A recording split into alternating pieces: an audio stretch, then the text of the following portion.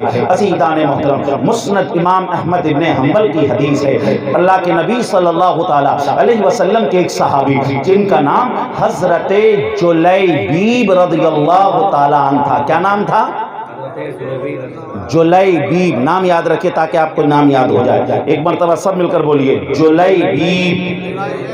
ان کا نام تھا جلیبیب۔ عزیزان محترم، بڑے معمولی سے صحابی تھے، نہ تو ان کے پاس اپنے رہنے کا گھر تھا، نہ ان کے پاس کوئی دھندا تھا، نہ ان کے پاس صورت تھی، نہ ان کے پاس شکل تھی۔ عزیزان محترم، بڑے معمولی سے صحابی تھے، نام تھا جلیبیب۔ ایک مرتبہ آقا کریم صلی اللہ علیہ وسلم ارشاد فرماتے ہیں، جلیبیب تم شادی کیوں نہیں کر لیتے؟ جلیبیب تم نکاح کیوں نہیں کر لیتے؟ حضرت جلیبیب عرض کرتے ہیں، یا رسول اللہ علیہ الصلوۃ والسلام، سرکار نہ تو میرے پاس کام ہے، نہ میرے پاس دھندا ہے، نہ میرا خاندانی بیک گراؤنڈ اچھا ہے، سرکار نہ میرے پاس رہنے کو جگہ ہے، میرے پاس تو کچھ بھی نہیں ہے، سرکار مجھے اپنی بیٹی کون دے گا؟ سرکار میں کس کو میرے ساتھ کون نکاح کرے گا؟ میرے پاس تو کوئی چیز نہیں ہے، نہ میرے پاس صورت اچھی ہے، نہ میرے پاس شکل اچھی ہے، نہ میرا خاندانی بیک گراؤنڈ اچھا ہے، نہ میرے دھندے پانی کا کوئی پتہ ہے، میرے پاس تو کچھ بھی نہیں ہے، یا رسول اللہ مجھ سے شادی کون کرے گا؟ عزیزان محترم، میرے آقا صلی اللہ علیہ وسلم نے جب حضرت جلیبیب رضی اللہ تعالیٰ عنہ کا جب یہ جواب سنا نا، سرکار صلی اللہ علیہ وسلم تڑپ جاتے ہیں، کیونکہ یہ غریب صحابی تھے، ایک معمولی صحابی تھے، نہ ان کے پاس کام تھا، نہ دھندا تھا، کچھ بھی نہیں تھا۔ آقا ارشاد فرماتے ہیں، جلیبیب گھبرانے کی ضرورت نہیں ہے، ہم تمہاری شادی کروائیں گے، ہم تمہارا نکاح کروائیں گے۔ اور جلیبیب سنو، اپنے دل کو چھوٹا کرنے کی ضرورت نہیں ہے، مدینے کے فلاں انصاری کے پاس چلے جاؤ اور فلاں انصاری کے پاس جا کر کہنا، ہم تمہاری بیٹی سے نکاح کرنا چاہتے ہیں، ہم تمہاری بیٹی کے لیے نکاح کا پیغام لے کر آئے ہیں۔ عزیزان محترم، حضرت جلیبیب نے جب اس انصاری کا نام سنا، حضرت جلیبیب سوچنے لگے، کچھ مناسبت سی معلوم نہیں ہو رہی ہے، میں کہاں وہ انصاری کہاں، میں کہاں میرا رہن سہن کیسا، میرا کھان پان کیسا، اور میرا تو کوئی خاندان بھی اچھا نہیں ہے، اور میں ان کے وہاں پر کیسے جا سکتا ہوں رشتہ لے کر؟ کسی طریقے سے کوئی جو ہے مناسبت نظر نہیں آ رہی ہے۔ عزیزان محترم، لیکن سرکار نے فرمایا تھا نا، میرے آقا فرما رہے ہیں، جلیبیب جاؤ فلاں انصاری کے گھر چلے جاؤ اور ان کے پاس جا کر ان کی بیٹی کا نکاح ان کی بیٹی کا رشتہ مانگنا، ان کی بیٹی کا ہاتھ مانگنا، تمہارا نکاح ہم انہی کی بیٹی کے ساتھ کریں گے۔ عزیزان محترم، حضرت جلیبیب رضی اللہ تعالیٰ اس انصاری صحابی کے پاس پہنچے، اور اس کے بعد گھر کے دروازے پہ پہنچنے کے بعد دروازے کو نوک کیا، اور اس کے بعد وہ انصاری صحابی باہر آئے، حضرت جلیبیب نے سلام کیا، اور سلام کرنے کے بعد فرمایا، کہیے کیا بات ہے، کیسے آنا ہوا؟ حضرت جلیبیب کہتے ہیں، بس تھوڑی سی بات کرنی ہے، اور وہ بات جو ہے یہاں پر نہیں ہو سکتی ہے، وہ بات گھر کے اندر ہوگی۔ اس کے بعد ان انصاری صحابی نے کہا، آئیے تشریف لائیے، بیٹھیے، بیٹھایا جاتا ہے، اور اس کے بعد حضرت جلیبیب رضی اللہ تعالیٰ عنہ کہتے ہیں، بات دراصل ایسی ہے، میں اپنی مرضی سے نہیں آیا ہوں، اور میں جو کچھ کہوں گا وہ میں اپنی مرضی سے بھی نہیں کہوں گا، مجھے رسول اللہ نے بھیجا ہے، مجھے سرکار مدینہ نے بھیجا ہے، مجھے آقائے دو عالم نے بھیجا ہے، اور اس کے بعد مجھ سے یہ کہا ہے، تم جاؤ ان کے گھر پر جا کر ان کی بیٹی کا نکاح کے لیے ہاتھ مانگنا، ان کی بیٹی کا رشتہ مانگنا، میں تمہاری بیٹی کا پیغام لے کر آیا ہوں، میں تمہاری بیٹی کا رشتہ لے کر آیا ہوں، اور میں اپنے ساتھ تمہاری بیٹی کا نکاح میں اپنا نکاح تمہاری بیٹی کے ساتھ کرنا چاہتا ہوں۔ عزیزان محترم، معاملہ جو ہے کوئی ایسا ویسا معاملہ نہیں تھا، معاملہ نکاح کا تھا، معاملہ شادی کا تھا۔ اب اس کے بعد اس انصاری صحابی نے کہا، معاملہ ایسا ہے کہ آپ یہاں پر رکیے، اور اس کے بعد میں اپنی بیوی سے تھوڑا سا مشورہ کر لیتا ہوں، میں اپنی بیوی کی تھوڑی سی رائے لے لیتا ہوں۔ عزیزان محترم، اب ان انصاری صحابی نے اپنی بیوی سے تھوڑا سا مشورہ لیا، تھوڑی سی رائے لی، کہا کہ بتائیے آپ کی کیا رائے ہے، آپ کا کیا ارادہ ہے؟ عزیزان محترم، ان انصاری صحابی کی بیوی نے کہا، آپ کیا کہہ رہے ہیں، ہم ان کے ساتھ اپنی بیٹی کو بھی آئیں گے، ان کے پاس نہ تو رہنے کا کوئی پتہ ہے، نہ ان کے کام دھندے کا پتہ ہے، نہ ان کے خاندان کا پتہ ہے، نہ ان کی صورت شکل ہی اچھی ہے، ہم اپنی بیٹی کو کیسے ان کے ساتھ بھی آ دیں گے، ہم اپنی بیٹی کا نکاح نہیں کر پائیں گے، اور یہ نکاح اور یہ شادی یہ کوئی ویسے معاملے نہیں ہے، ارے یہ تو بالکل زندگی بھر کا ساتھ ہے، ہم اپنی بیٹی کو کیسے ان کے حوالے کر دیں گے، یہ ان کے خود کے کھانے کے پتے نہیں ہے، وہ ہماری بیٹی کو کیسے کھلائیں گے؟ عزیزان محترم، بیٹی جو تھی نا وہ رسول اللہ کی دیوانی تھی، بیٹی جو تھی نا وہ سرکار کی چاہنے والی تھی، بیٹی جو تھی نا وہ سرکار مدینہ صلی اللہ تعالیٰ علیہ وسلم کی سچی وفادار تھی، سچی چاہنے والی تھی۔ عزیزان محترم، اس بیٹی نے کہا امی جان اب میرا نکاح ہوگا نا اب اسی کے ساتھ ہوگا، اب میرا اگر دنیا میں کوئی دولہا بنے گا تو وہ یہی دولہا بنے گا۔ امی جان آپ نے آنے والے کی حیثیت کو دیکھا، آپ نے آنے والی کی صورت کو بھی دیکھا، آپ نے آنے والی کی شکل کو بھی دیکھا، آپ نے آنے والی کی حیثیت کو بھی دیکھا، آپ نے آنے والے کی ہر چیز کو دیکھا۔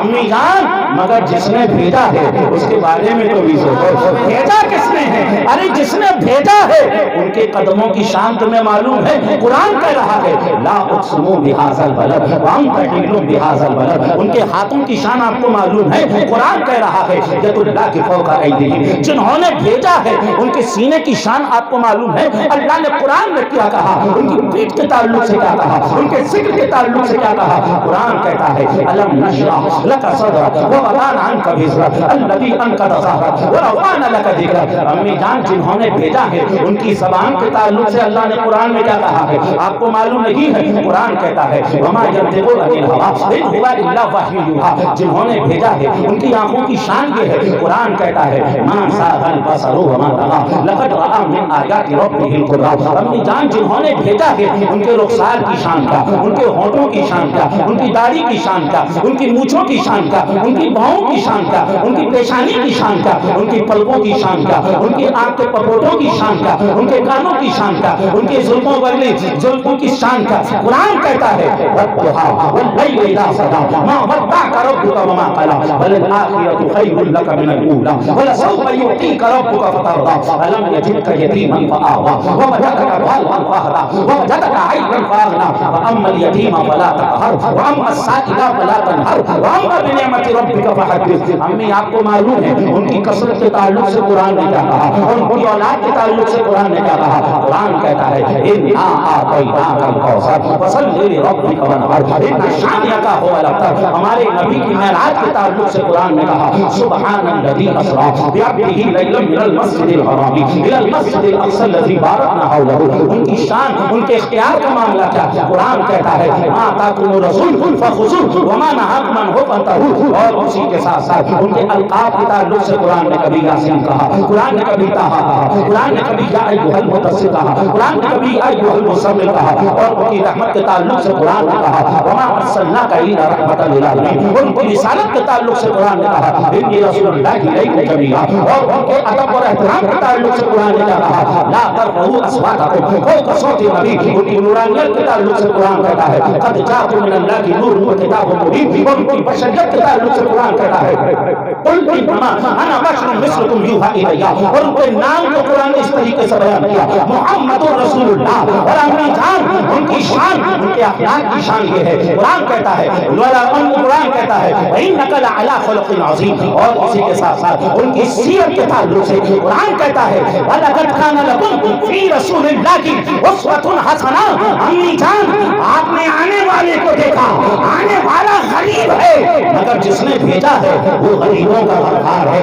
آپ نے آنے والے کو دیکھا، آنے والا کالا ہے مگر جس نے بھیجا ہے وہ قرآنوں کا اجالا ہے۔ جس نے بھیجا ہے اس کے تعلق سے اعلیٰ حضرت فرماتے ہیں چمک تجھ سے پاتے ہیں سب پانے والے، چمک تجھ سے پاتے ہیں سب پانے والے، میرا دل بھی چمکا دے چمکانے والے۔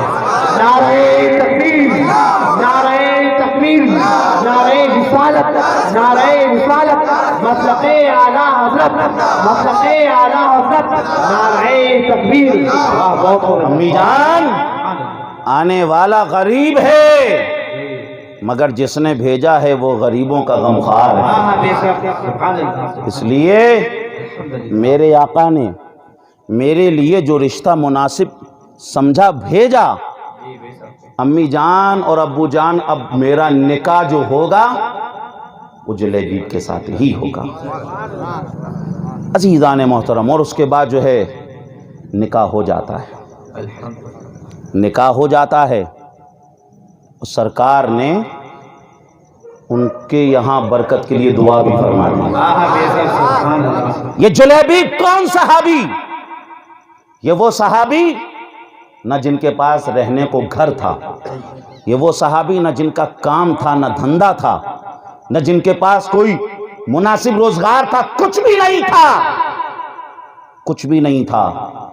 مگر جب شادی کی ہے, جب نکاح کیا ہے, تو اللہ نے اتنی برکتیں عطا فرمائیں, اتنی برکتیں عطا فرمائیں کہ مدینے کے لوگ کہتے ہیں کہ اہل مدینہ میں, مدینے کی عورتوں میں جو خاتون سب سے زیادہ قیمتی لباس پہنتی تھی وہ کوئی اور نہیں, وہ جلیبیب کی بیوی تھی. سبحان اللہ سبحان اللہ. جو سب سے مہنگی ڈریس یوز کرتی تھی وہ کوئی اور نہیں, وہ جلیبیب کی بیوی تھی. یہ کیسے ہوا؟ ان نکاح کی برکت سے. جب آدمی نکاح کر لیتا ہے, جب آدمی نکاح کرتا ہے تو پھر اللہ تبارک و تعالی جو قرآن میں فرمایا ان یکونوا فقراء یغنیہم اللہ, اگر تم غریب ہوگے, فقیر ہو گئے, قرآن کہہ رہا ہے ان یکونوا فقراء, اگر فقیر ہوگے یغنیہم اللہ, اللہ تمہیں اپنے فضل سے مالدار کر دے گا, اللہ تمہیں اپنے فضل سے مالدار کر دے گا. تو عزیزان محترم